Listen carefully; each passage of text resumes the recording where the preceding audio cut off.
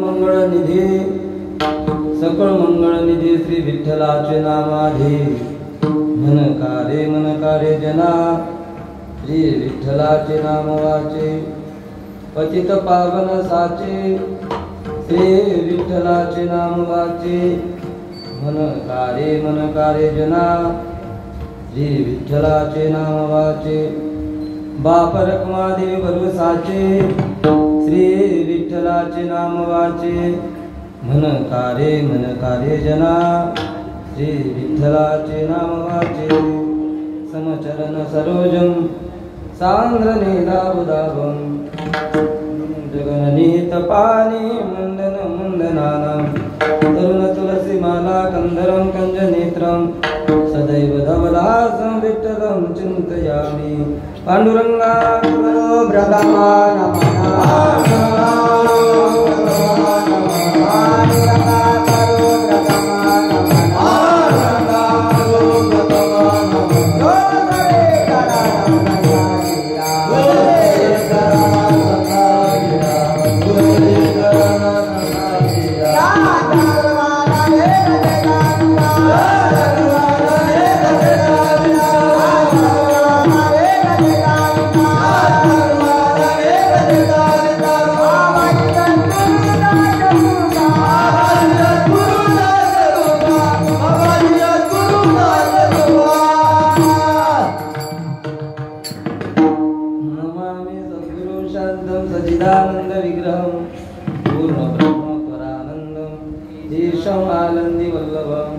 नमो ज्ञानेश्वरा नमो ज्ञानेश्वरा नमो ज्ञानेश्वरा नमो ज्ञानेश्वरा नमो ज्ञानेश्वरा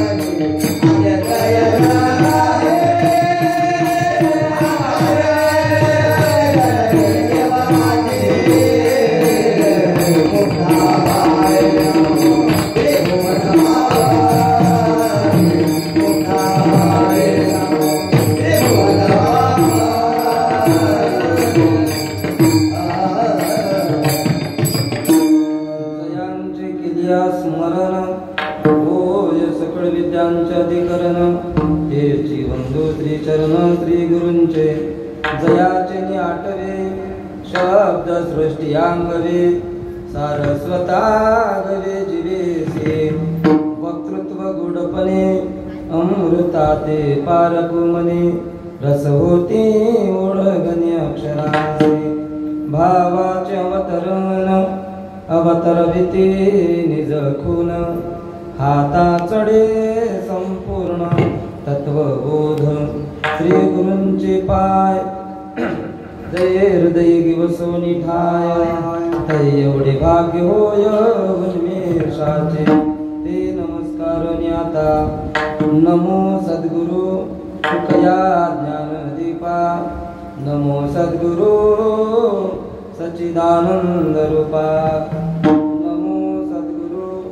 भक्त कल्याण मूर्ती नमो सद्गुरु भास्करा पूर्ण कीर्ती संपाद्य ज्ञानंच विदाय भक्तिं विलोकितायेन समाधिराजं वैराग्यवन्तं सुविचारयुक्तं नमामि जोगं श्रीसाग्रन्थं सकळ मंगळ निधी श्री विठ्ठलाची नामाधी मनकारे जना श्री विठ्ठलाचे नाम वाचे अखिलकोट ब्रह्मांड नायक भगवान प्रभू रामचंद्राच्या कृपेने विश्वमावली ज्ञानोबाराय जगद्गुरु तुकोबराय निवृत्तीनाथ महाराज आदिशक्ती मुक्ताबाई संत नामदेव महाराज आदी करून सर्व साधू संतांच्या आणि आम्ही ज्या संस्थेमध्ये शिकलो स्वानंद सुखनिवासी सद्गुरु जोग महाराज या सर्व साधू संतांच्या आणि भगवान परमात्म्याच्या असीम अशा कृपा आशीर्वादाने मौजे तुपटाकळी या ग्रामामध्ये गेल्या अनेक वर्षापासून अनेक म्हणजे तरी बुद्धी किती वर्ष आहे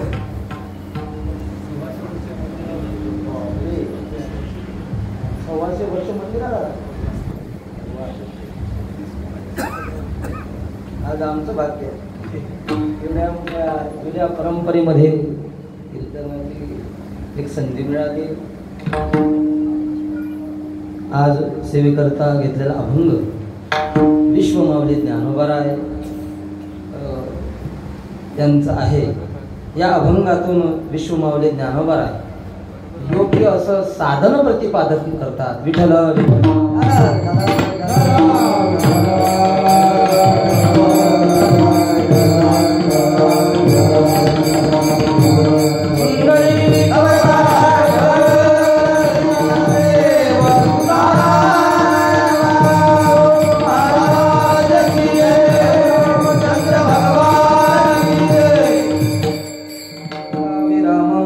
रणरंगधीरं राजीवनेत्रं रघुवंशनाथं आरण्यरूपं करुणाकरन्तं श्रीरामचंद्रं शरणं प्रपद्ये.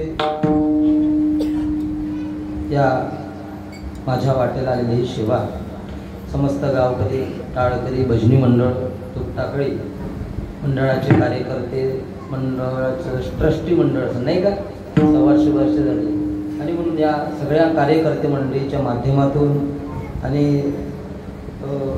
आमच्या राज महाराजांचे मामा सगळ्यांचे मामा आणि राज महाराज आळंदीमध्ये आहे त्यांच्या मार्फत माझ्या वाट्याला आलेली सेवा विश्वमावली ज्ञानोबाराय जगद्गुरु तुकोबराय स्वानंद सुखनिवासी सद्गुरु जोग महाराज जशी मला बुद्धी देतील त्याप्रमाणे या ठिकाणी मी या अभंगावर बोलण्याचा प्रयत्न करणार आहे. तत्पूर्वी या ठिकाणी जेवढं आमचं वय नाही त्यापेक्षा जेवढं आमचं वय नाही त्यापेक्षा जास्त काळ परमार्थात ज्यांनी घातलेला असे जुने मंडळी या ठिकाणी बाबा उभे आहेत. मला नवीन असल्यामुळे मला सगळ्यांचा परिचय नाही. शिवाजी महाराज तुपटाकळी बाबा फार जुने आमचे गुरुजी आहे मामा आहे संपूर्ण मंडळी. आता मला सगळ्यांचे बाबा नाव माहीत नाही. गायनाचार्य युवराज महाराज गंगाधर महाराज निवळबराय महाराज अशोक बाबा तिरकर महाराज आणि सगळ्यात पहिले आमचा ज्यांच्याशी संबंध आला होता तुमचे मामा राज महाराज हे तुमचे मामा. बस बघा कशी या काय म्हणते त्रिकोण काढला तरी इकडं तुमचे मामा आहेत इकडं तुमचे मामा आहे. राऊत महाराज आहे मृदंगावर शिर्डीला नाही का चातुर्मासामध्ये सगळ्यांची भेट होत असतात. आळंदीमध्ये तन्मय महाराज श्री नामदेव महाराज गव्हाणे युवराज महाराज भागवत राम महाराज चिपडे तुम्हाला कुठं पाहिलं मला आठवत नाही. मदन महाराज मला वाटते तुम्ही सूर्यवंशी महाराज सोबत राहता का? नाना महाराज सूर्यवंशी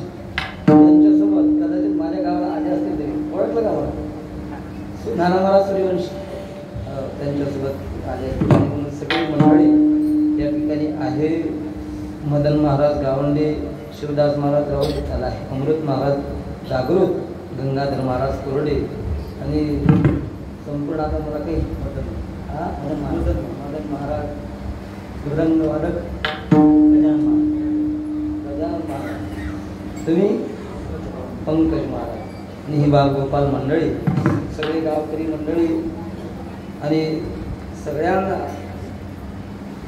नतमस्तक होऊन ज्ञानोबा जशी मला बुद्धी देतील त्याप्रमाणे मी अभंगावर बोलण्याचा प्रयत्न करणार आहे.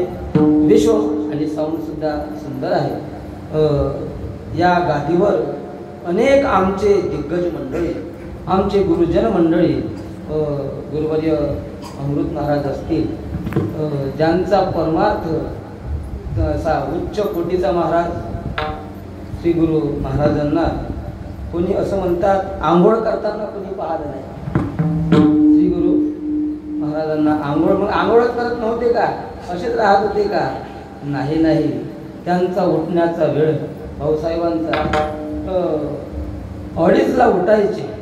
कधी कोणी त्यांना आंघोळ करताना पाहिलं नाही. बाकीचे उठायचे त्यावेळेस गुरुजी बाबांचं धोतर वाढलेलं असायचं. एवढ्या लवकर आपण परमार्थ करून कच्च्या नाही का?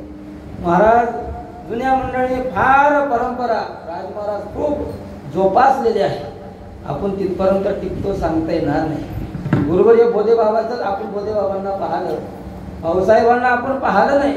बोधे बाबाचाच परमार्थ किती उच्च कोटीचा होता. बाबा सुद्धा या ठिकाणी आले असतील. बोधे बाबा सगळे आता परंपरेतली मंडळी आहे. बाबांचाच परमार्थ इतक्या उच्च कोटीचा होता, तर बाबांच्या गुरूंचा परमार्थ किती उच्च कोटीचा असेल. भाऊसाहेब आलेले आहे, गुरु मामासाहेब आलेले आहे, सगळी दिग्गज मंडळी. कोठेकर ज्यांची मामासाहेबांची सेवा केली, कोठेकर नाना, श्री गुरु कोठेकर नाना या जन्मभूमीत आहे. या गावाने काय असं पुण्य केलं, या गावामध्ये एक एक एक एक महात्मा या ठिकाणी जन्माला येत आहे. आणि ही फार मोठी उंच अशी परंपरा आहे. आता तुमच्याच गावामध्ये नवीन महाराज नाही का, राज महाराज सुद्धा आता पुढं या पावलावर पाऊल टाकून महाराज सुद्धा या परंपरेला सांभाळण्याचं. महाराज गडबड करून चालत नाही, आपण नवीन आहे. या लोकांनी परमार्थ जोपासलेला आहे. या लोकांनी परमार्थ जोपासलेला आहे, आपल्याला माहीत नाही. पण आपली जी परंपरा आहे एकदम नवे करू नये, जुनं नवही करायचं नाही असं म्हणतात. दोरी जास्त ताणाचीही नाही आणि दोरी जास्त दिल्ली सोडायचीही नाही. दोरी ताणली नाही का बाबा तर दोरी तुटल्याशिवाय राहत नाही. दोरी दिल्ली सोडली तर अडकून पाडल्याशिवाय राहत. म्हणून दोरी ढिल्ली पण सोडायची नाही, दोरी आवरायची पण नाही. आणि म्हणून महाराजांच्या नियोजनाखाली सत्ता आहे आणि म्हणून ज्ञानोबा जशी बुद्धी देईल त्याप्रमाणे बोलण्याचा प्रयत्न करणार आहे.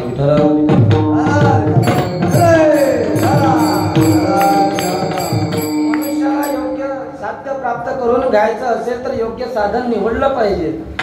योग्य साधन जर निवडलं नाही तर साध्यापर्यंत मनुष्य पोहोचू शकत नाही. हो, आणि म्हणून या अभंगातून विश्वमावली ज्ञानोबा आहे तुम्हा आम्हाला एका त्या ठिकाणी योग्य असं साधन सांगितलेलं आहे. असं सांगतात 84 लक्ष योनी आहे आणि त्या 84 लक्ष योनीमध्ये अनेक जीव आहे. त्यामध्ये स्वर्गाधिक देवांचे देह आहे, मनुष्यांचा देह आहे, पशु पक्ष्यांचे देह आहे.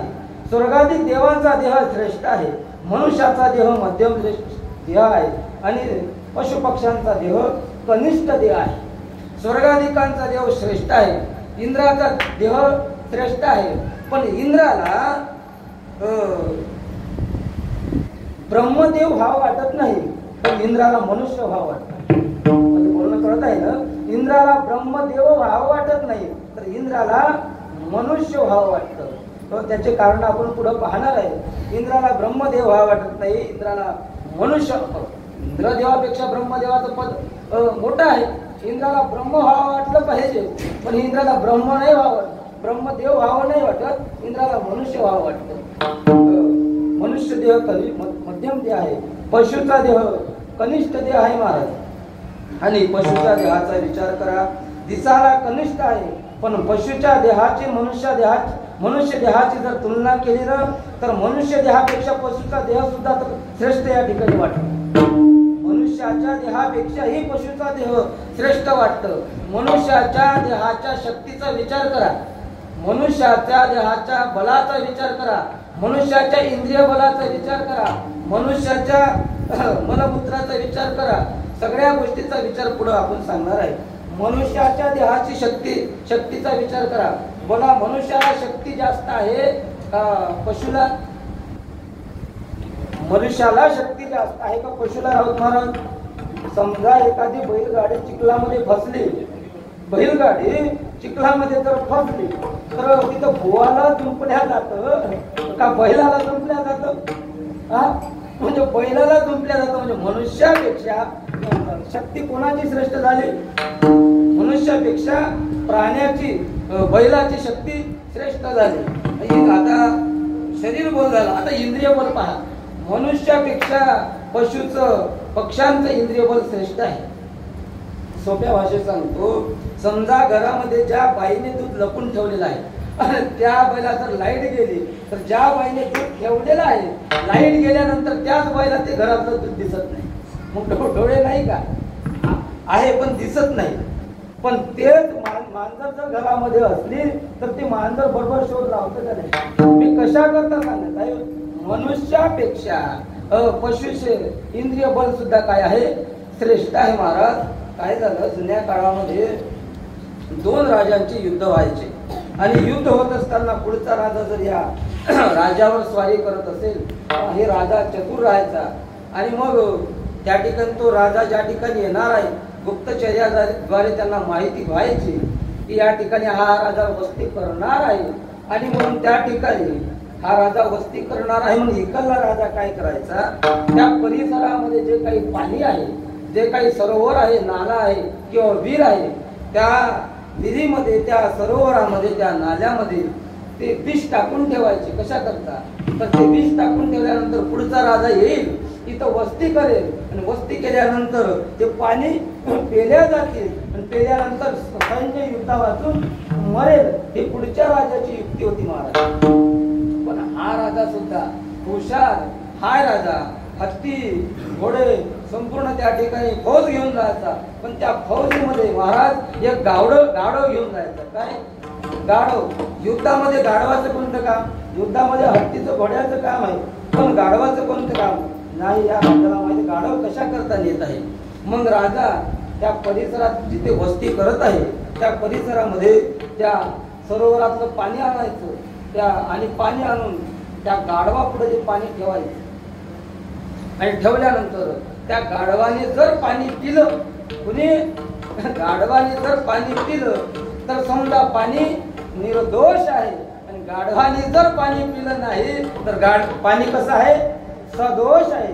मी हे कशा करता सांगत आहे, मनुष्यापेक्षा प्राण्याची इंद्रिय बल काय आहे? श्रेष्ठ आहे महाराज. विठ्ठल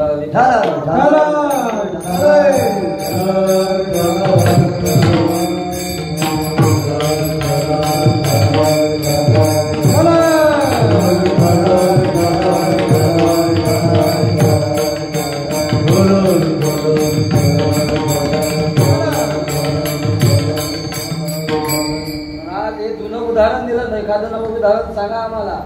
अहो, एखाद्याच त्याला काय म्हणतात, डाकू जो खून करतो त्याला काय म्हणतात? डाकूच म्हणतात ना.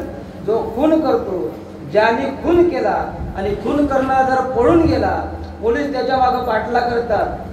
आणि ज्यावेळेस पोलिसाच्या हाती तो जर डाकू लागला नाही तर पोलीस काय घेऊन जातात? कुत्र घेऊन जातात. हे महत्वाचं आहे. पोलिसाला जर त्या डाकूचा शोध लागला नाही तर पोलीस काय घेऊन जातात? कुत्र घेऊन जातात. कोण? पोलिसाला तर शोध लागायला पाहिजेत नाही का? नाही. त्याला माहित आहे ज्याचा खून झाला त्याच्या रक्ताचा म्हणा, त्याच्या कपड्याचा वास त्या कुत्र्याच्या नाकाला देतात, घाणेंद्रियाला देतात. आणि गेल्यानंतर ते पोलीस ते कुत्र हातामध्ये धरतं. कुत्र्याच्या मागे कोण जातं? पोलीस जातो. सांगा, पोलीस श्रेष्ठ आहे का पुत्र श्रेष्ठ आहे साहेब? हा, तुमच्या इथं कोणी पोलीस नाही ना? पोलीस श्रेष्ठ आहे का पुत्र श्रेष्ठ आहे? ज्याच्या मागे जातं ते श्रेष्ठ आहे का नाही? पुत्र श्रेष्ठ आहे महाराज. का तर पुत्र्याचं घ्राणेंद्रिय म्हणजे नाक श्रेष्ठ आहे. म्हणजे आपण शरीर बलाचा विचार केला, इंद्रिय बलाचा विचार केला महाराज. आता चर्माचा विचार करा. चर्माचा, मनुष्याचं चर्म श्रेष्ठ आहे का पशुचं चर्म? एक पाहायला गेले आपल्याला मनुष्याचा कनिष्ठत्व आहे. चर्माचा जर विचार केला तर मनुष्याचं चर्म पक्वादाला लावतं का जनावराचं लावतं? बाबा, जनावराचं लावतं. पण मनुष्याच्या चर्मापेक्षाही पशुचं काय झालं? चर्म श्रेष्ठ झालं. हे सोडून द्या, मी सांगितलं होतं परत मनुष्याच्या आणि पशुच्या मलमूत्राचा विचार करा. गायीच्या गोमूत्राने, गायीच्या शेणाने सारवलेली भूमी यज्ञ करतात. बरोबर आहे? गायीच्या शेणाने, गायीच्या गोमूत्राने सारवलेली भूमी जर यज्ञ करता चालतं. आमचे गुरुजी म्हणायचे महाराष्ट्रातला नाही, अख्ख्या भारतातला केवढाही मोठा बुवा आणा, भारतातला केवढाही मोठा बुवा आणा, त्याच्या मलमूत्राने भूमी सारवा, त्या भूमीमध्ये यज्ञ करता काय कोणी कशाच करता बसणार नाही.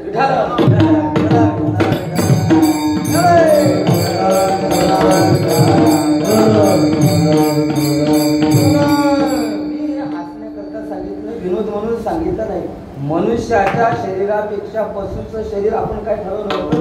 कनिष्ठ ठरवलं होतं. पण आता श्रेष्ठ कोणाला ठरायला लागलं? मनुष्याचा काय उपयोग झाला? काहीच नाही. पण या शरीराने जे करता येत ना महाराज, ते इतर शरीराने करता येत नाही.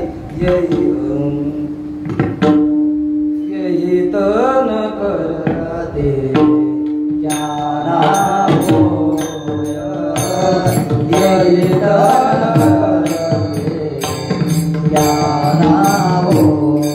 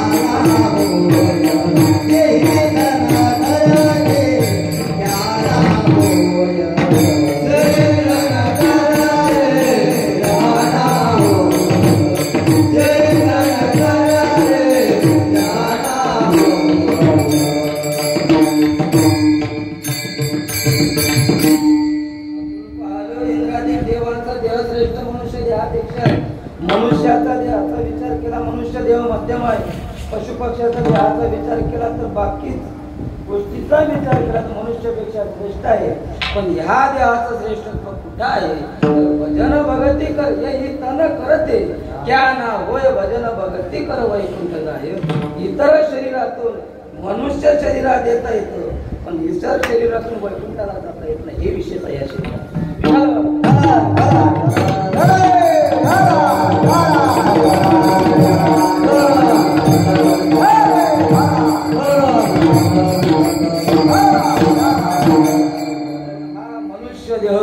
मनुष्याला भजना करता मिळालेला आहे तसं मनुष्य शरीर कर्म शरीर आहे कर्म प्रधान शरीर आहे बघा कर्म जे उरावे ते सुखे दुःखी फळावा देवेला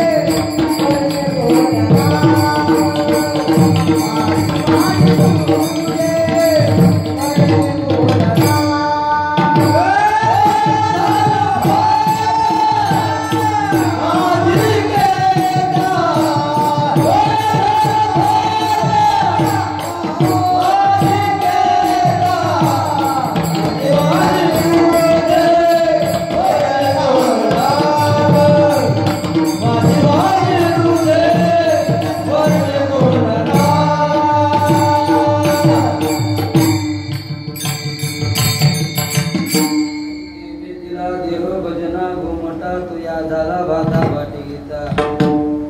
मनुष्याला देह भजना करता मिळाला पण पडिला नामाचा विसर वाढविला संसार देह देव धर्म सांधी पडिले सकळ विषय मंगळ गात बसे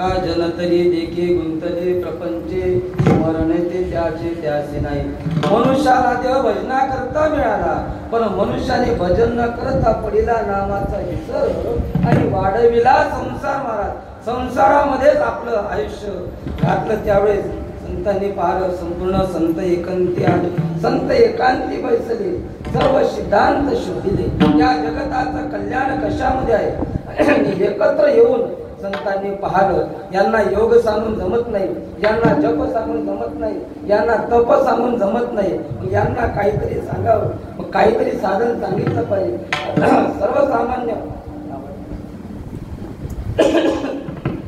गमत महाराज आणि माझं आवाजाच्या बाबतीत थोडं येऊन जात बोलता बोलता आवाजामध्ये येऊन जात आणि मनुष्याचा काय सांगत होते मी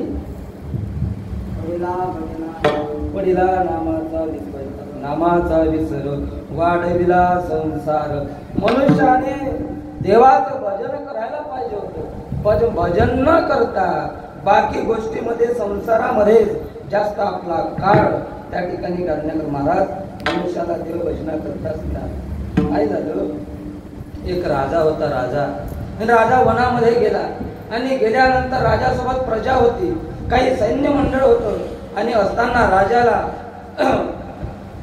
वनाच्या मध्यभागी गेलेला आहे राजा दिशा बुडलेला आहे सैन्य बाजूला पडलेला आहे प्रधानजी दूर गेलेला आहे प्रखर चैत्र महिन्यातलं ऊन आहे आणि त्या महिन्यातल्या उन्हामध्ये राजासोबत शिपाई एकही नाही प्रधानजी नाही राजा चालून दमलेला आहे राजाला अत्यंत तहान लागलेली आहे राजाला अत्यंत भूक लागलेली आहे आणि राजाने पाहिलं वनामध्ये कोणीच दिसत नाही, काय करावं.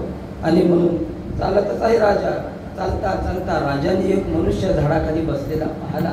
आणि पाहिल्यानंतर राजाने पाहिलं कोणीतरी व्यक्ती बसलेला दिसतो. आणि राजा त्याच्याजवळ चालत गेला. आणि गेल्यानंतर राजाचं शरीर संपूर्ण थकलेलं आहे. राजाचा चेहरा त्या ठिकाणी सुकलेला आहे. राजाला अत्यंत तहान लागलेली आहे. राजा त्या गरीब मनुष्याजवळ गेला आणि गरीब मनुष्य त्या झाडाखाली बसलेला होता. त्याने घरून एक भाकरी आणलेली होती आणि एक बाटलवर एक पाणी आणलेलं होतं. त्या गरीब मनुष्याने ती भाकरी सोडलेली आहे. आणि सोडल्यानंतर राजा जवळ गेला. पाहतो राजा त्या मनुष्याला म्हणतो, त्या गरीब व्यक्तीला म्हणतो, अहो मी या देशाचा राजा आहे आणि राजा असताना माझ्यावर फार मोठी वेळ आलेली आहे. कधी कोणावर काय वेळ येईल सांगता येत नाही महाराज.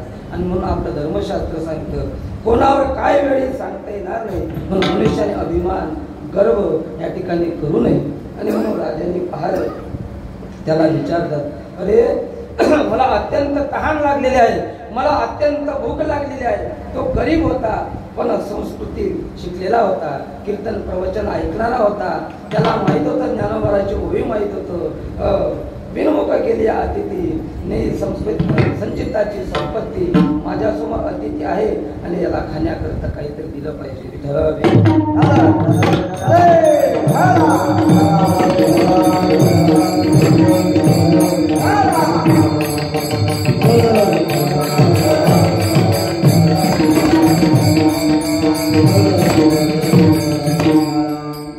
राजाकडे पाहिलं, देशाचा राजा आहे, अत्यंत भूक लागलेली आहे. महाराज त्याने एक भाकर होती मोडली, ठेचा होता, अर्धा ठेचा राजाला दिला, अर्धा ठेचा स्वतः घेतलेला आहे.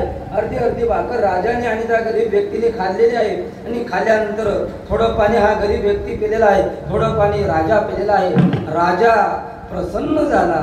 राजा म्हणतो, अरे तुझ्यामुळे माझा आज प्राण वाचलेला आहे. आज जर मला त्या ठिकाणी भारती तुझी भाकर मिळाली नसती, तुझ्या जवळचं घोडभर पाणी जर मला मिळालं नसतं, तर मी आज देशाचा राजा असताना बिगर अन्न पाण्याने मेलो असतो.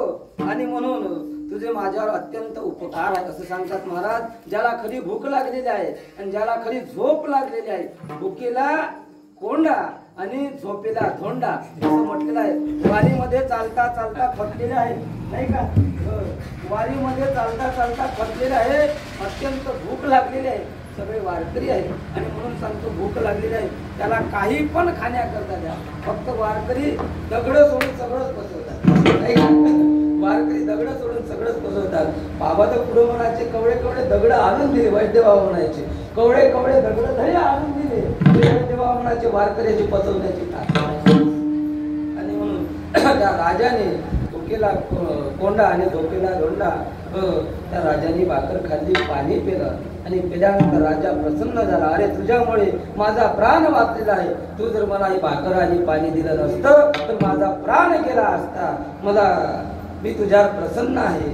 तू कोण काय करतो, कशा करता वनामध्ये आला असं विचारल्याबरोबर तो गरीब व्यक्ती म्हणायला लागला, मी काही नाही वनामध्ये येत असतो, 2-4 वाळलेले झाडं तोडत असतो राहून महाराज. आणि तोडल्यानंतर त्या वाळलेल्या झाडाचा बाळा काय करतो, कोळसा करतो. काय करतो? कोळसा करतो. आणि ते कोळसे मी शहरामध्ये विकण्याकरता नेतो आणि त्याचे काही 5-10 रुपये आले, त्याच्यावर माझा काय चालतं, संसार चालतो. कोळशाचा व्यापार करतो म्हणजे चाल, तुझ्या व्यापाराला मी सहकार्य करतो. माझी स्वतःची 5 एकर शेती देतो. तुझ्यामुळे माझा काय झाला, आज प्राण वाचलेला आहे. राजाने त्या गरीब व्यक्तीला सोबत घेतलेला आहे आणि घेतल्यानंतर आलेला आहे. 5 एकर शेती दिली महाराज. 5 एकर शेती दिली. सर्वसामान्य शेती नाही दिली. 5 एकर चंदनाची शेती दिली. बाळा कशाची? चंदनाची 5 एकर शेती दिली. आणि दिल्यानंतर त्याला सांगितलं, व्यापार कर, श्रीमंत हो. आणि राजा निघून गेला. निघून गेल्यानंतर वर्ष उलटलं.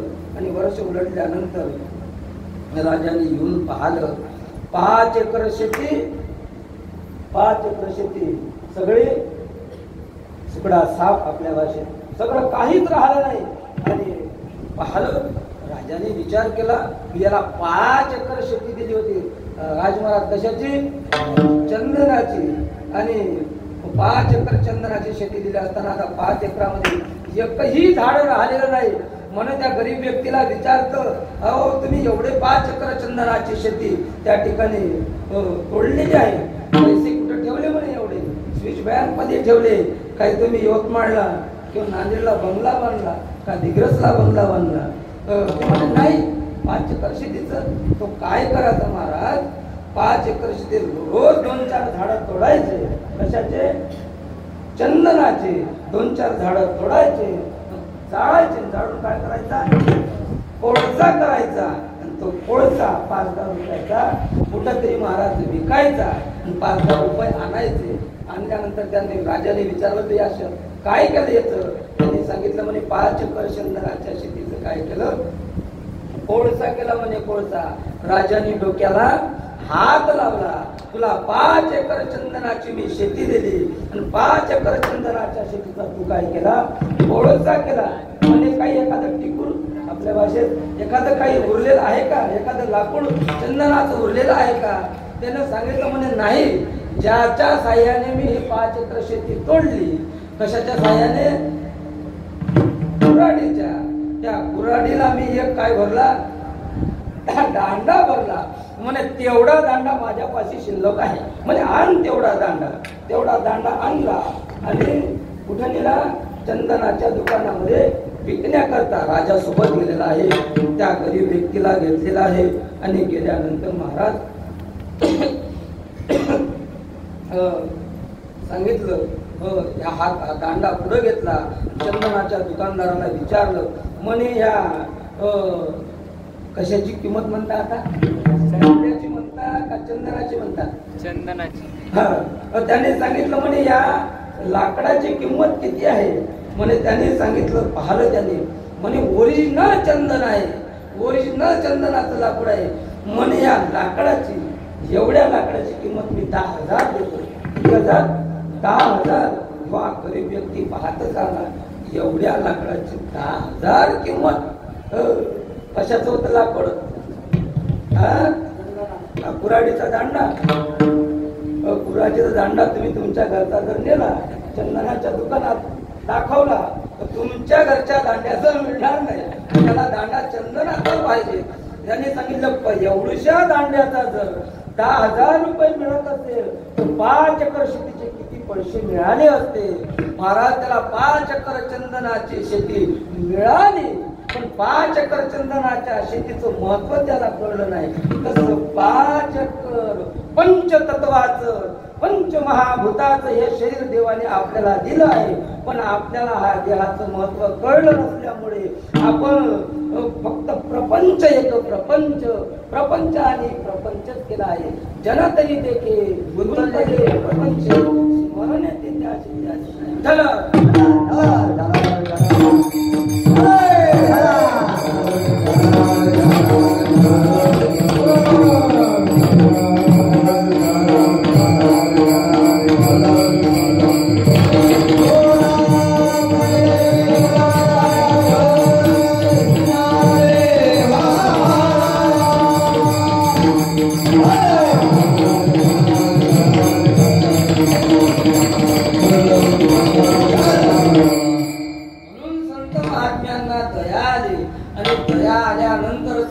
हात जोडून विनंती करतात. जोडून विनंती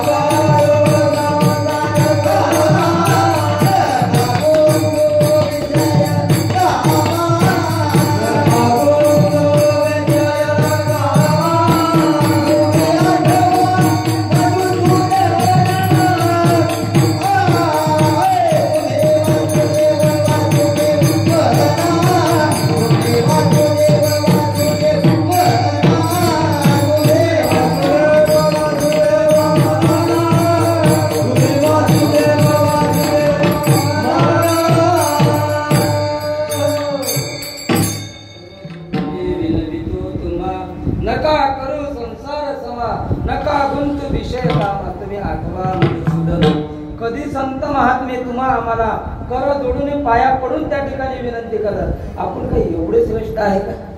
नाही. आपण वास्तविक पाहता महाराज, आपण जसं काही एखाद्या गटार पाहिलं, गटारामध्ये पडलेला किडा जसा आहे ना, गटारामध्ये पडलेला किडा, त्याप्रमाणे आपण संसार रूपी गटारामध्ये पडलेले किडेच आहे महाराज. एक प्रकारचा किडाच आहे, पण किड्याकडे पाहून आपल्याला किडच आल्याशिवाय राहते. किड्याकडे पाहून, गटारामधल्या किड्याकडे पाहून आपल्याला किडच येतं. तसा या संसार रूपी गटारामध्ये पडलेला मनुष्य रूपी किड्याकडे पाहून साधूंना किडच येत नाही, तर साधू या संसार रूपी गटारामध्ये पडलेल्या किड्याला हात घालून बाहेर काढतात. कधी पाया लागतात, बाबा हा देह तुला लागोनी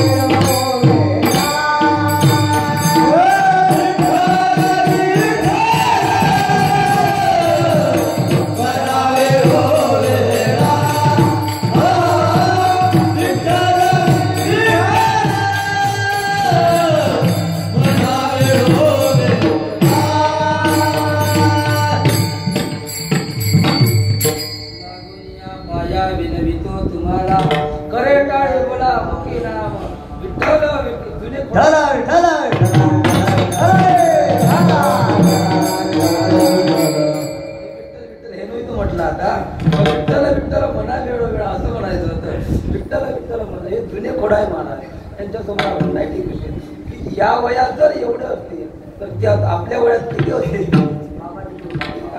बाबाची कृपा आहे. पाहिलं तुम्हाला, पण आता कसा लक्षात राहत नाही. बाबांची कृपा, बाबांचा आवाज सहज सहज बोधे बाबांचा आवाज नाही का? बाबा ज्यावेळेस, आता तुम्ही बाबांचं नाव काढलं म्हणून बाबा सहज कितीही आळंदीतला कितीही गायन गंधर्व असू द्या, कितीही त्याने सारे गम पदनिसा सारे गप दसा म्हणू द्या, बाबाने नाही का, बाबाने फक्त एक साधी चाल म्हणा वदे बाबांनी अख्खा मंडप मुक्त होऊन जाईल. बाबाच्या गायनाची शक्ती होती. त्याच्या मागे महाराज कुठल्याही कलेच्या मागे साधना पाहिजे, त्यावेळेस त्याचा परिणाम होतो. गुले बाबा म्हणायचे, वैद्य बाबा म्हणायचे, ते धडधड वाजवण्या करताय, हे सोपं नाही का? हे सोपं नाही. पहिले पोटातून रक्त काढावं लागतं. त्यावेळेस महाराज कितीतरी पकवाजांचे पाठीचं पाणी झालेलं आहे. कितीतरी गायन करणाऱ्यांचा कंठाला किती त्रास, कितीतरी त्या ठिकाणी ऑपरेशन झालेले आहे. गोदे बाबा म्हणायचे, पहिले हे सगळं करण्याकरता बोलू का? बाबाचा शब्द बोलणार नाही.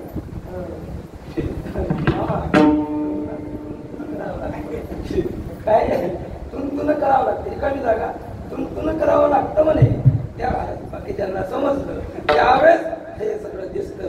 हे मोठ्यांच्या संगतीमध्ये वाढलेले आहे महाराज. आणि म्हणून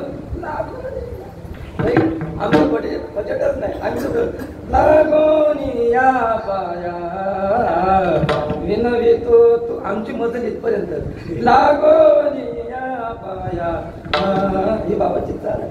विनवितो तुम्हाला करे टाळी बोल करे टाळी बोला मुखी नाम विठ्ठल विठ्ठल वेळो वेळा. आणि म्हणून कधी हात जोडून विनंती करतात, कधी पाया पडून विनंती करतात, पण सगळ्यांना पाजर फुटल असं सांगता येत नाही. कीर्तनामध्ये आलेले सगळेच काही विठ्ठल विठ्ठल, तुमच्या गावात ते सोडून बरं, सगळेच विठ्ठल विठ्ठल चालू असताना सगळेच टाळी काही वाजत नाही, सगळेच टाळी वाजत नाही. काही आता इकडे बरं आहे, तुम्हाला सुटका आहे, आम्ही काय उजेडामध्ये आहे, अंधारामध्ये आहे, कोण झोपलं कोण जागा आहे तुम्हाला काही दिसत आहे बरं आहे, काही सुटका आहे तुमच्या गावामध्ये, कोण झोपलं कोण जागा आहे काही तिकडे दिसत नाही. असं होय का? असं आहे का? मला वाटतं काय अशी पद्धतच आहे का, काही परंपरा आहे का? आणि म्हणून सगळ्यांना सांगितल्यानंतर सगळ्यांना पाजर फुटत असं सांगता येत नाही. विठ्ठल विठ्ठल म्हणा म्हटल्यामुळे सगळे टाळी वाजवून सांगता येत नाही. पण एखादा जिज्ञासू असतो का हो, एवढे साधू संत हात जोडतात, आपल्या पाया पडतात, त्याच्यात काहीतरी आपलं हित असलं पाहिजे. म्हणून एक साधक उठला आणि ज्ञानोबाराय जवळ गेला. का हो ज्ञानोबाराय, तुम्ही एवढी विनंती करतात, तुम्ही साधू संत एवढी विनंती करता, जीवनाचं कल्याण जीवनाचं मंगळ व्हायचं असेल तर काय केलं पाहिजे, तर तुम्ही आम्हाला सांगा, कोणत्या साधनेचा आम्ही अवलंब केला पाहिजे. ज्ञानोबाराय ती साधना अभंगाच्या प्रथम चरणामध्ये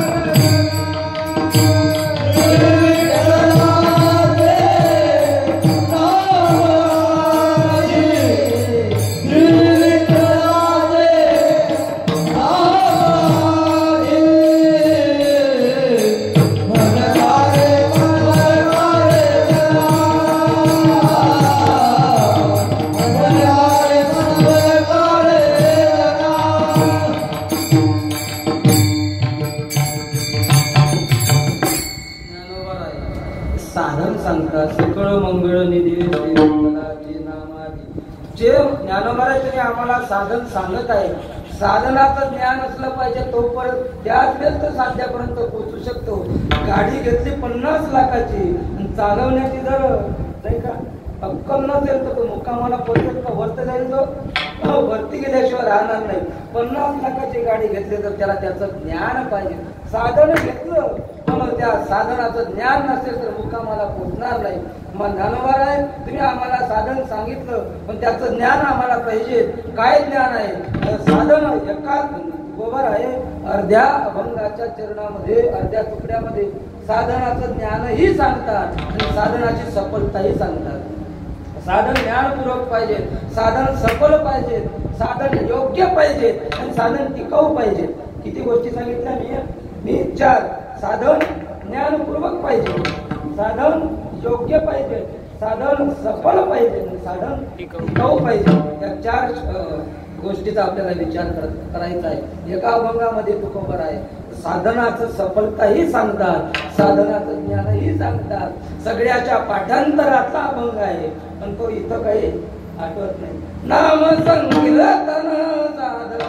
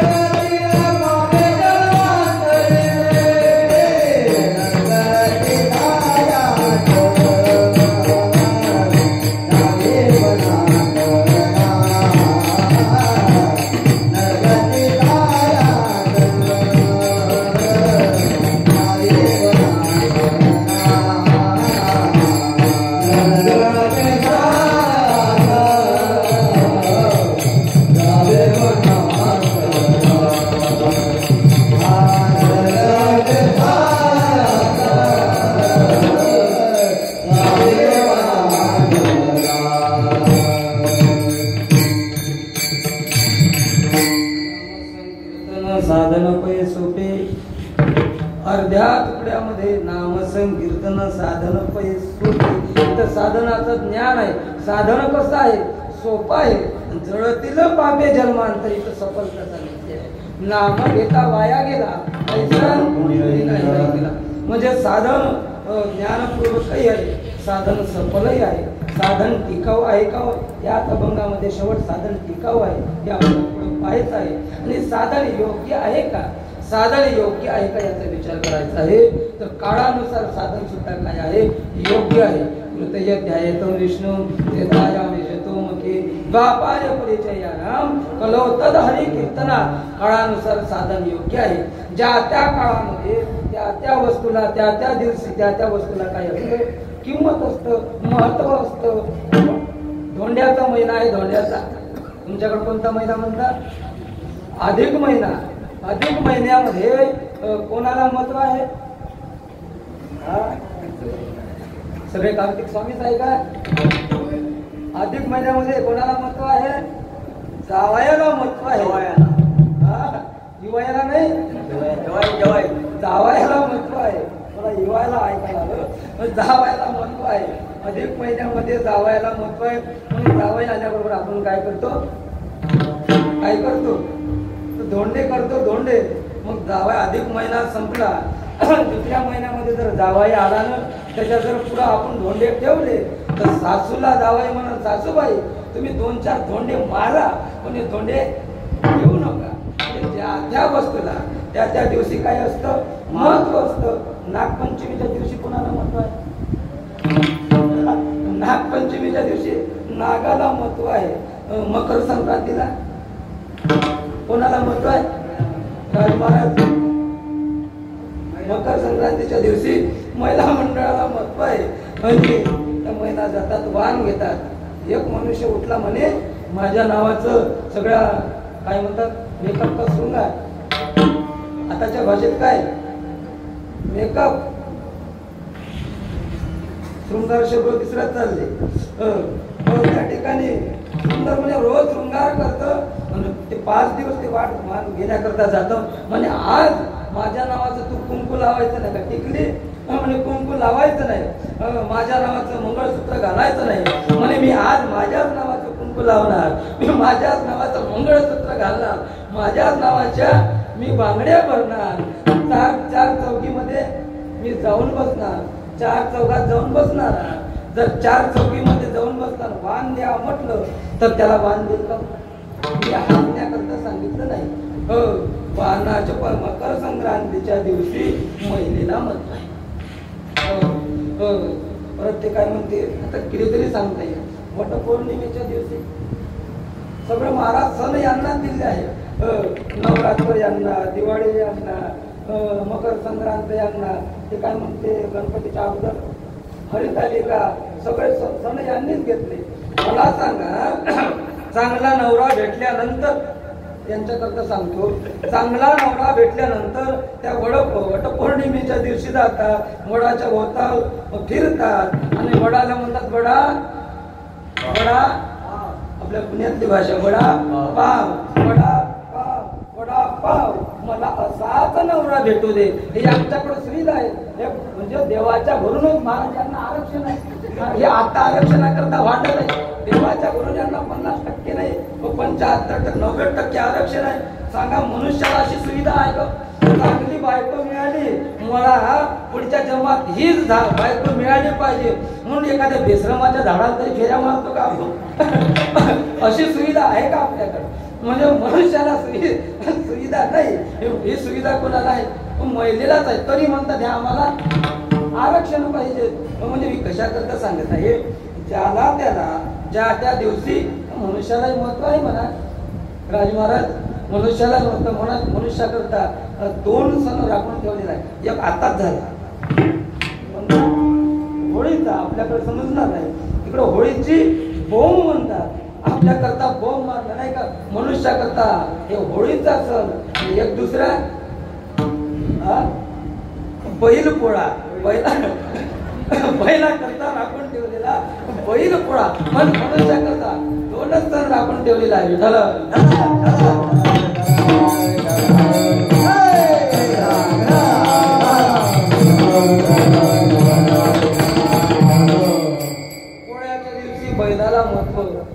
दिवाळीच्या दिवशी पहिला मकर संक्रांतीच्या दिवशी महिलाला म्हणतो. आपण पाहणं ज्या त्या दिवशी त्या त्या व्यक्तीला त्या त्या वस्तूला महत्व आहे. काय झालं, एका मुलाचं एका मनुष्याला 4 मुली होत्या. किती मुली होत्या राजमहाराज? 4 मुली होत्या. लगेच 2-4 तरुण उठल म्हणून महाराज या काळात 4 मुली कोणाला आहे, लवकर आम्हाला पत्ता सांगा, आमच्या अजून व्हायचेच आहे. बऱ्याच गावामध्ये कार्तिक स्वामी 35 वर्षाचे झाले, 39-40 पर्यंत झाले तरी अजून कार्तिक स्वामीच आहे. ते म्हणतील का आम्हाला पत्ता सांगा. यातून 4-3 मुलीचे लग्न झाले होते आणि एक मुलगीचंही सुद्धा त्या ठिकाणी लग्न जुळलेलं होतं. आता 3 मुलीचं लग्न झालं. ते काय झाले राजमहाराज?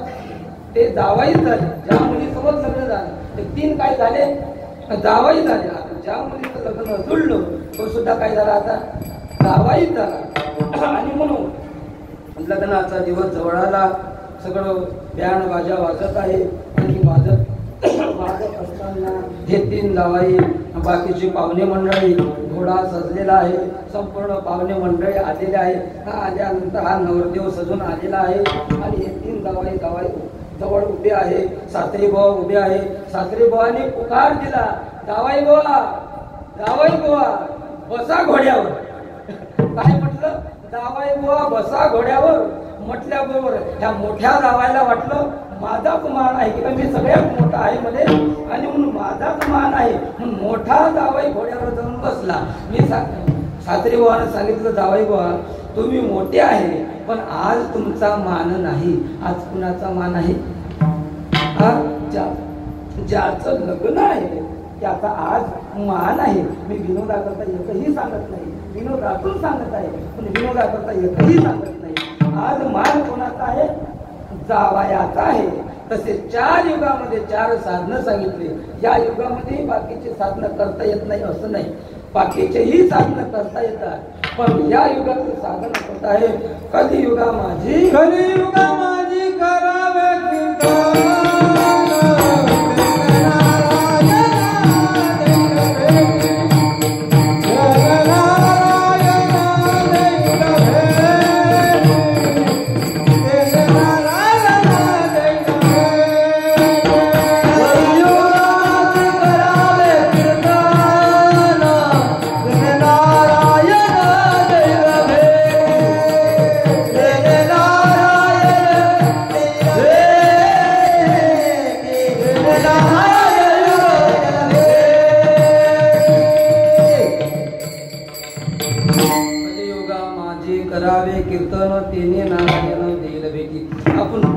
पाहिलं होतं. तर साधनाचं ज्ञान पाहिजे, साधन टिकाऊ पाहिजे, साधन आणि काय पाहिजे, योग्य पाहिजे.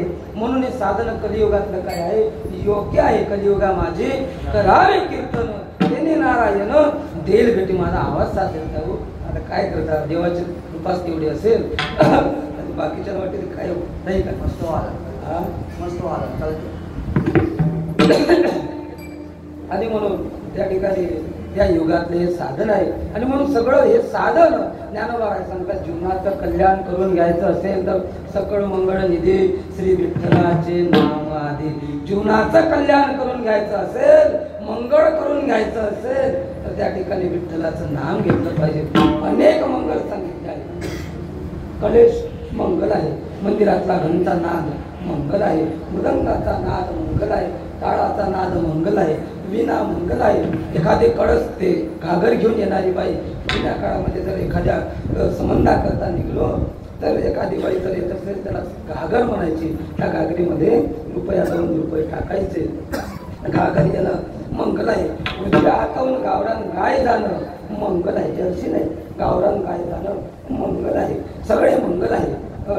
पण या मंगलामध्ये लग्न होणं काय आहे, मंगल आहे. आताच पहा, नुसतं मंगल नाही तर ते काय आहे, शुभ मंगल आहे. तुकोबाराय म्हणतात, मंगल हे नव्हे राहिला लौकिक अंतरपाठ. बाकीचे हे मंगल नाही. तर मंगल काय आहे, तर फक्त भगवंताचा आणि भगवंताचं नाव मंगल आहे. आणि म्हणून ते तुम्ही काय करा, जीवनाचं मंगल करून घ्यायचं असेल सगळ्यात अगोदर भगवंताचं नाव घ्या. सकळ मंगळ निधीमध्ये साठा ठेवा. मंगळाचा साठा भगवान परमात्म्याचं नाव आहे.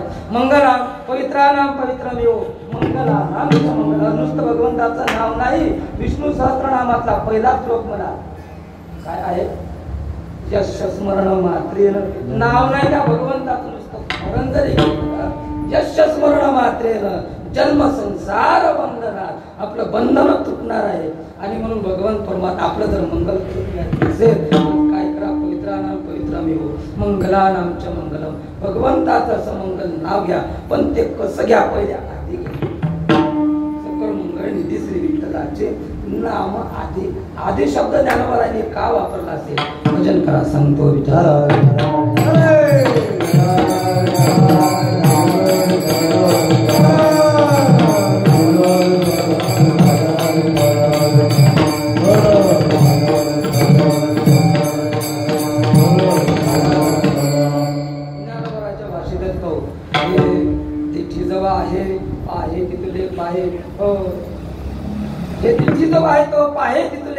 पंगुन होता जाय तिथं जाय. ज्ञानोबारांचं जोपर्यंतही तिथे आहे तोपर्यंत हे चांगलं पाहिलं पाहिजे, देवाचं मुख पाहिलं पाहिजे.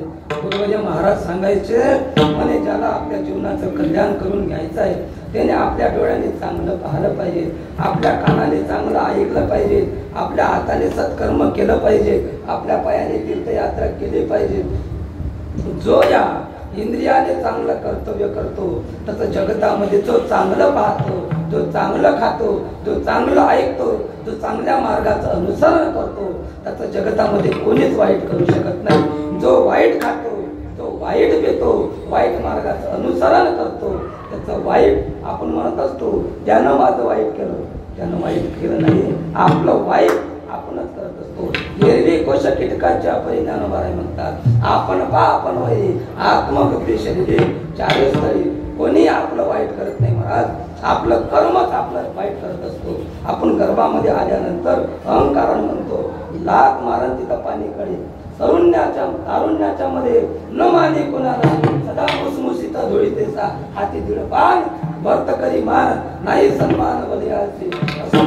अटोनी उठोनी मांडीला मुंडाचा चाले तसे मैसा जनामाची. अहंकारानं भरलेला मनुष्य गावात जसा एखादा मोकाट सांड चालतो हमरत तशाप्रमाणे हा मनुष्य चालतो.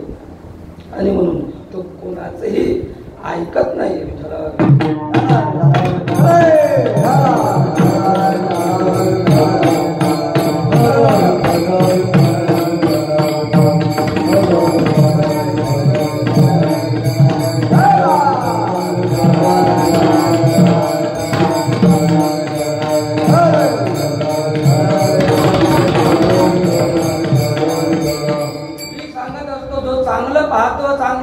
चांगलं ऐकतो, चांगल्या मार्गात अनुसर करतो त्याचं देव सुद्धा वाईट करू शकत नाही. स्वतः आहे पण वेळ नाही आपल्याकडे. ज्यावेळेस समुद्र मंथनातून ते 14 रत्न निघले होते त्यावेळेस ते इंद्राला भगवंताने ते मोहिनी रूप दिलं होतं. भगवंत त्या पुन्हा ते इंद्रासोबत युद्ध केलं. वेळ नाही आपल्याकरता. पुन्हा ते राज्य हिरकावून घेतल्यानंतर अदिती माता देवाजवळ गेली. देवा माझ्या इंद्राचं राज्य परत मला माझ्या मुलांना मिळवून द्या. त्यावेळेस इंद्राने सांगितले दैत्याने तरी राज्य मिळवलं पण दैत्य आता सत्कर्म करत आहे. मी त्यांचं आता त्यांना मारून ते राज्य मागू शकत नाही. मी मागून त्यांचं राज्य तुमच्या इंद्राला परत आणू शकतो. तोच भगवंताचा वामन अर्थ आहे. म्हणजे दैत्य कुळात जरी आले पण कर्म जर चांगलं केलं तर देव सुद्धा त्याचं वाईट करू शकतो.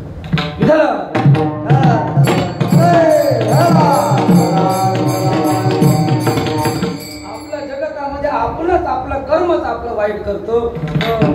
हे वाचूनही देती घेते आणि ज्ञानोबाराय म्हणतात हे निभ्रांत नाही सम्यक. ज्ञानोबाराय म्हणतात कोणी आपल्याला सुख देत नाही, कोणी आपल्याला दुःखही देत नाही. काहीतरी कडिया दरवटी आपलाच बोलू किरटी पडी सावध होऊन होती कोणी कुज म्हणे कडिया तैवटी म्हणजे डोंगराच्या जवळ गेलं आणि गेल्यानंतर डोंगराजवळ गेल्यानंतर आपण जर आवाज दिला तर तिकडून प्रतिध्वनी येतो. प्रतिध्वनी येतं.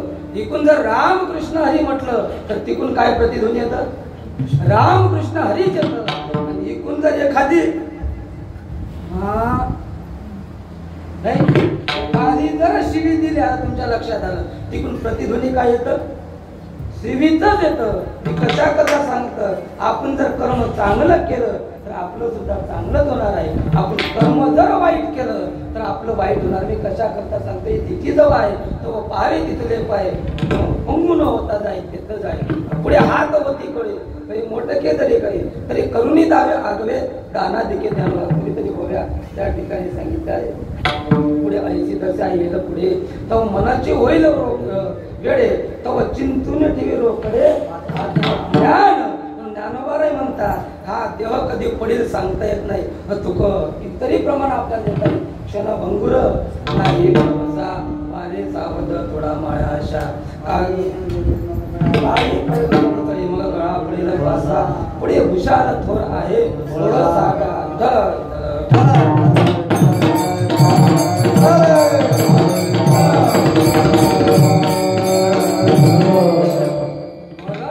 मनुष्याला सांगता येत नाही म्हणून भगवंताचं भजन पहिले करून घ्या. म्हणून आम्ही वापरला भंगूर नाही भरोसा. एक शिष्य उठला आणि गुरुजी जवळ गेला. गुरु महाराज गुरु महाराज गुरु महाराज माझा उद्धार करा माझा उद्धार करा. गुरुजीने सांगितलेला काय सांगा म्हणे काही नाही फक्त एकदा रामचंद्र प्रभूचं काय हे तू नाव घे. त्यांनी सांगितलं म्हणे गुरु महाराज हे सोडून मला सगळं सांगा. म्हणे एकदा देवाचं नाव घे म्हणजे हे जमणार नाही. राम राम राम राम राम राम नाव घे त्याने सांगितलं जमणार नाही. एकदा तरी देवाचं नाव घे त्याने सांगितलं मग होईल का कल्याण म्हणे होईल. त्याला सांगितलं एकदा का होईना फक्त एकदाच घेणे आहे देवाचं नाव माझं कल्याण होणार आहे. म्हणून तो आनंदी झाला घरी गेला आणि घरी गेल्यानंतर विचार करायला लागला. गुरुजीने सांगितलं मला देवाचं फक्त एकदा नाव घे तुझं कल्याण होणार आहे. नाव घे म्हटलं एकदा नाव घे पण मराच्या अगोदर एकदा नाव घे हा शब्द वापरला. कधी कधी मराच्या अगोदर एकदा नाव घे पण गुरुजींनी मला हे सांगितलं नाही की माझं मरण कधी आहे. म्हणजे गुरुजींना जाऊ विचारू माझं मरण कधी आहे. मग मला जर माझं मरण कधी आहे असं कळलं तर मी मरणाच्या अगोदर मी काय करील देवाचं नाव घेईन. म्हणून गुरुजीकडे गेला. गुरु महाराज माझा उद्धार करा. म्हणे सांगितलं तुला साधना देवाचं रामचंद्र प्रभूचं काय करतो नाव घे. म्हणे महाराज तुम्ही सांगितलं पण नाव घ्यायला सांगितलं मरणाच्या अगोदर नाव घ्यायला सांगितलं पण तुम्ही महाराज मरण कधी येणार आहे सांगितलं नाही. तुम्ही माझं मरण कधी येणार आहे एकदा सांगा म्हणजे मी मरणाच्या अगोदर काय करतो देवाचं नाव घेतो मी काय होतो मुक्त होतो.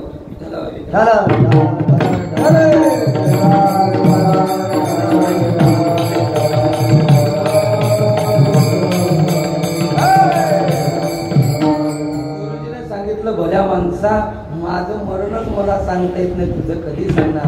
आणि मला म्हणून तुला सांगत होतो राम राम राम राम म्हणत जा कामामध्ये काम काही म्हणा राम राम जाईल बाबा श्रम सुख होईल दुःखाचे राम राम राम राम म्हणत जा. मरण कधी येईल काही सांगता येत नाही.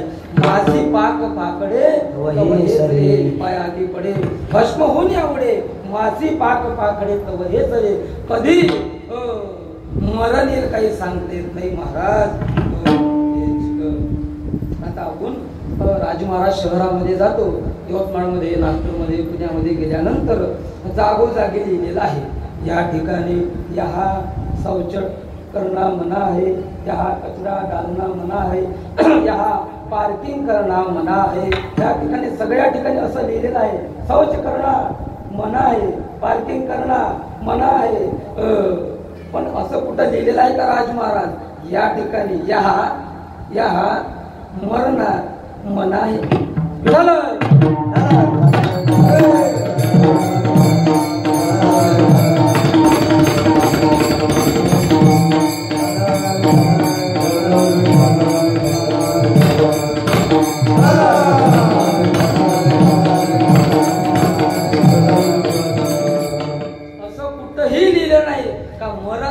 मरणा मना आहे.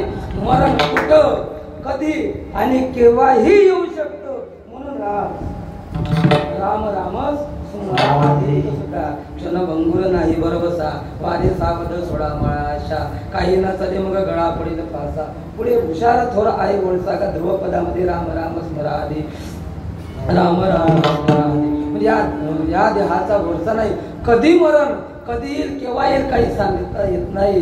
जीवन की गाडी चले जा रही है उतरने की मंजिल करीब आ रही है.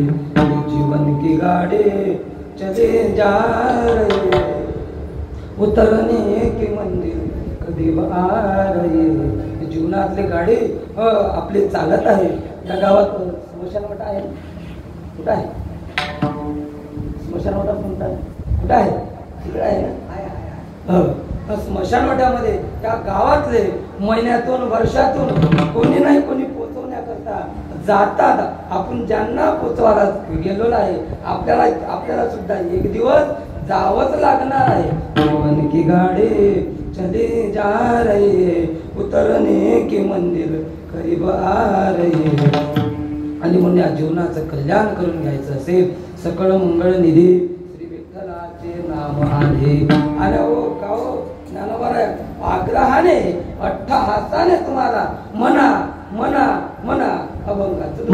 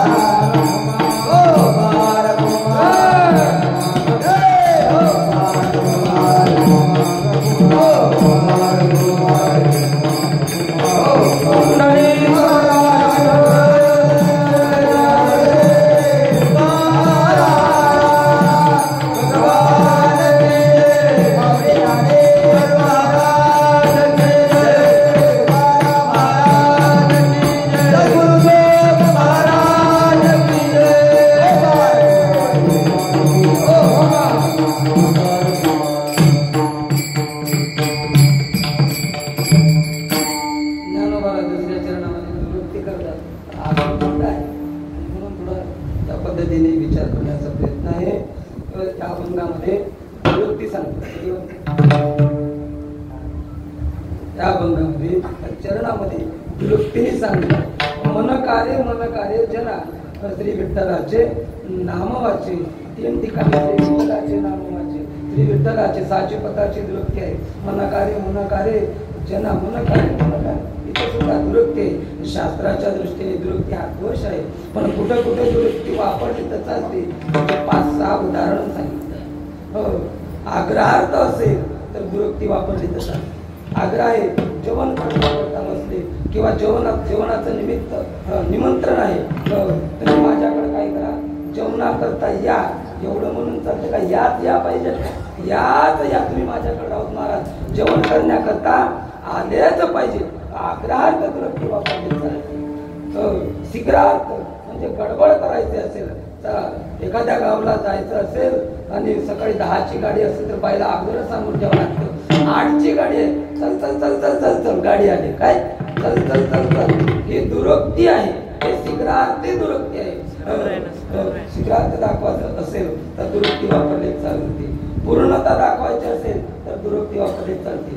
देव पूजा करण्याकरता बसला आणि सांगितलं जारे म्हणे फुलं तोडून आण. काय आण? फुलं तोडून आण. त्याच्या मुलाने फुलं तोडून आणले. का रे फुलं तोडून आणले? म्हणे हो बाबा फुलं तोडून आणले, सगळे आणले. हो, एकन एक फुल तोडून आणले. किती? एकन एक म्हणजे 2 फुलं आणले का? नाही, एकन एक म्हणजे पूर्ण मी पूर्ण फुलं तोडून आणले. म्हणजे पूर्णता दाखवायची असेल दुरुक्ती वापरली चालते. अर्थभिन्नता असेल तर ही दुरुक्ती वापरली चालते. अर्थभिन्नता एक तुकोबाराचा अभंग आहे. काम नाही मनाला वेळ नाही, काम नाही तर दुरुक्ती आहे. तुकोबाराने काम नाही उगाच लिहिलं का? याच्यामध्ये दुरुक्तीमध्ये महाराज काहीतरी लिहिलं आहे. एका कामानं सांगितलं कर्तव्य नाही, काम नाही म्हणजे काही कर्तव्य नाही. एका कामानं सांगितलं प्राप्तव्य नाही म्हणून कर्तव्य नाही. काम नाही साधो नाही कामा भावजा त्या करुशेष्टा, अशा 6 प्रकार अर्थभिन्नता दाखवायची असेल तरी हरिमुखे किंवा अट्टहासाने जर सांगायचं असेल, हरिमुखे म्हणा पुण्याची गणना कोण करे, अशा 6 प्रकारच्या दुरुक्ती या ठिकाणी सांगितलं पाहिजे. या ठिकाणी ज्ञानोबा म्हणतात मन कार्य जना. इथे जरी असेल पण अट्टहासानं सांगायचं आहे तर तुमचं आमचं कल्याण करून घ्यायचं.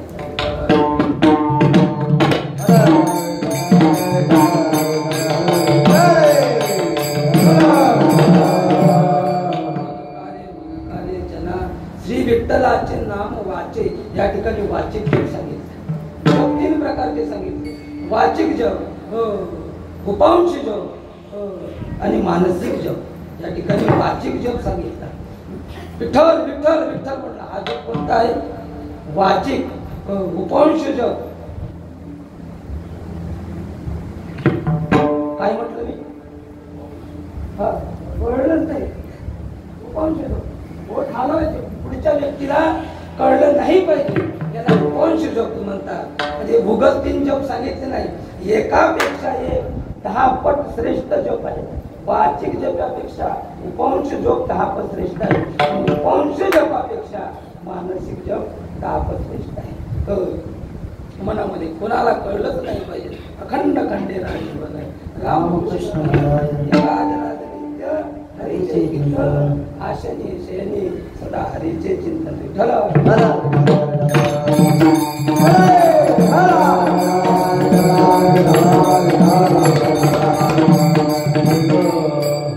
म्हणतात देवा कल्याण करून घ्यायचं असेल ना महाराज, या जीवनाचं सफलता करून घ्यायची असेल ना, तुकोबरायचा एक हिंदुस्थानी अभंग आहे. राज महाराज हिंदुस्थानी अभंग आहे.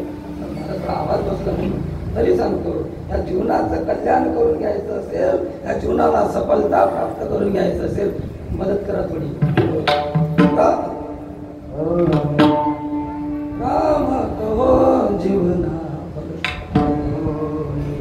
राम कहो जीवना फल सोय, हरि भजन को विलंबन करे, कवन का मंदिर कवन की झोपड़ी, एक राम बिन सबई गौरी करी, कवन की काया कवन की माया एक राम बिन सबही जाया तुका कहे तुका सबही जगना एक राम बिन नाही ओ सार विठ्ठल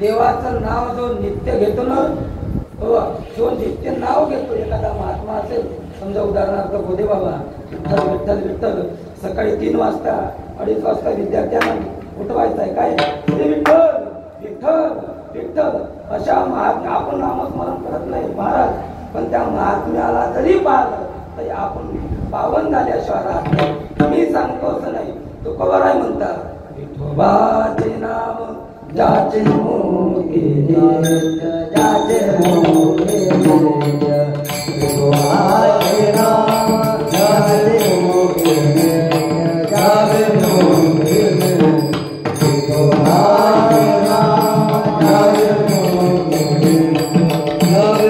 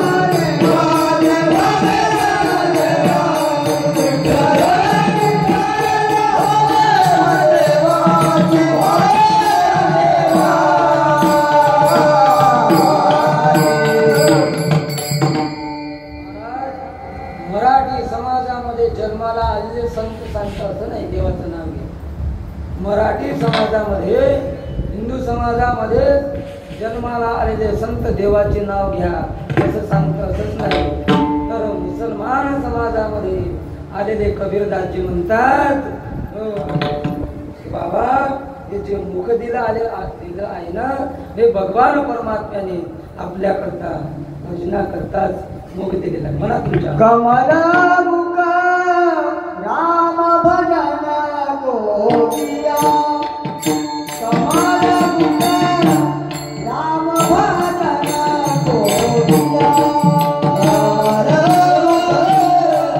राम भजन गोपिया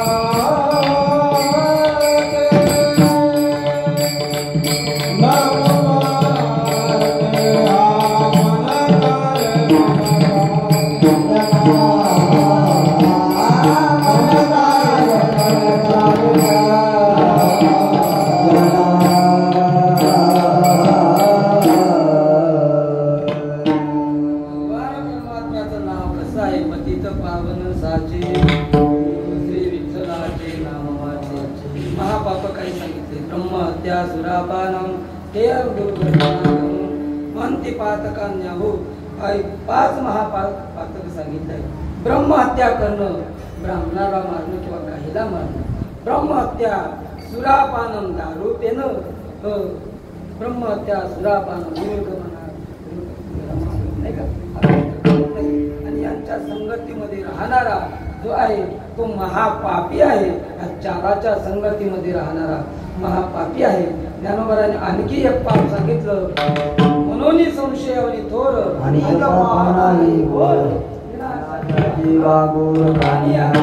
असा किती जरी पापी असला तरी मनुष्य भगवान परमात्म्याचं नाव असं आहे जसं एखाद्या गवताच्या गंजीला लहानशी काढ्याची हिंगी लागावं गंजी गवताची जळल्या जातात तृणाग्नी भड समरस झाले तैसे नामे केले जगतारे कितीही पाप असलं पण मनुष्याने जर भगवान परमात्म्याचं नाव घेतलं तर त्या पापाचं पालन होतं आणि म्हणून पतित पावन साचे श्री विठ्ठलाचे नाम वाचे ते नाव कसं आहे आणि ते नाव कोणाचं आहे बापर भूमा देवी वरुताचे बापर भूमा देवी वरुताचे बापर भूमा देवी वरुताचे बापर भूमा देवी वरुताचे बापर भूमा देवी वरुताचे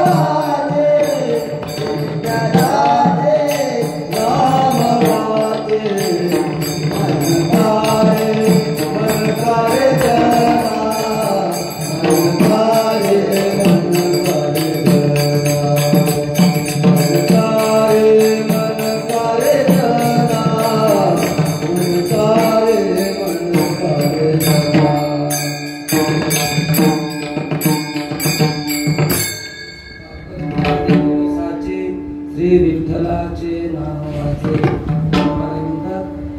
पांडुरंग परमात्मा माझा बाप आहे बाप रखुमा देवी गुरु माईचा वर आहे त्याचं नाव कसं आहे साच आहे सत्य तू विठ्ठला कांगा रामेना सत्य साच करे नाम विठोबाचे बरे सगळं त्या ठिकाणी आठणार आहे भगवान परमात्म्याचं नाव मात्र काय आहे सत्य आहे आणि म्हणून ते तुम्ही काय करा सत्य असणार घ्या मी 4 सांगितले होते साधन टिकाऊ असलं पाहिजे भगवान परमात्म्याचं नाव टिकाऊ आहे सगळ्या जगताचा विनाश होईल पण भगवान परमात्म्याच्या नामाचा भगवान परमात्म्याचा जर अविनाशी असेल अविनाशी तू तद्विद्धी भगवान परमात्मा जर अविनाशी असेल तर भगवान परमात्म्याचं नाव सुद्धा काय आहे नाम आणि नामामध्ये काय आहे भेद आहे आणि मग भगवान परमात्मा जर अविनाशी असेल तर भगवान परमात्म्याचं नाव सुद्धा काय अविनाशी आहे आणि ते अविनाशी असणारं नाव भगवान परमात्म्याचं तुम्ही काय घ्या मन काले जना श्री विठ्ठलाचे नाम वाचे ज्ञानेश्वर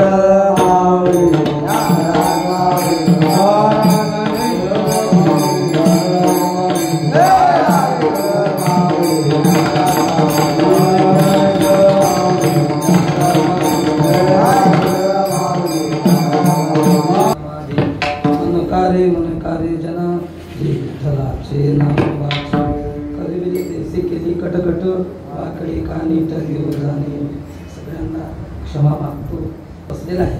त्याच्यामुळे तुम्ही 2 तास एवढे संस्कार आहे महात्मे होणे गेले चरित्र त्यांचे पहा जरा आपण त्यांच्या समान व्हावे हात सापडे बोध करा.